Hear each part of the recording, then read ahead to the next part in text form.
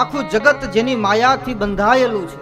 આ જગત જીવ અને શિવનું ભેદ એટલો જ છે, જીવનું અને પરમ ઈશ્વરનું પરમ તત્વનો ભેદ એટલો છે કે જીવ છે માયામાં બંધાયેલો છે અને માયા છે ઈશ્વરમાં બંધાયેલી છે. માયા ઈશ્વરની દાસી છે અને માયા જ્યાં જ્યાં સુધી જીવની ગતિ જાય છે, જ્યાં સુધી સંબંધ, જ્યાં સુધી નામ.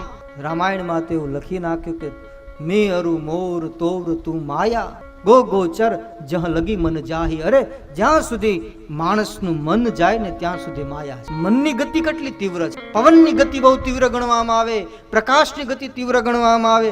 અરે એથી પણ વિશેષ અનેક ગણી તીવ્ર ગતિ એ માણસના મનની છે. એ મન જેટલી ગતિ કરે, જ્યાં સુધી ગતિ કરે, એ બધી જગ્યાએ માયા રહેલી છે. માયાના આવરણમાં જીવ છે. એટલે એ માયામાં જીવનું આવા જવાનું, જે જન્મવાનું અને મરવાનું એક રોગ લાગુ પડ્યો છે, જેને ભવસાગર કહ્યો છે. ભવસાગર, સાગર તો છે પણ આ ભવસાગર, ભવસાગર કોને કહેવાય? તો કે આવવું અને જાવું, એટલે જન્મવું અને મરવું, મરણ, એ શું ભવસાગર? આવવું અને જવું એ રોગ નથી. ભવ જે સંસાર છે જીવની અંદર, માયારૂપી સંસાર મનમાં છે, એ જ રોગ છે.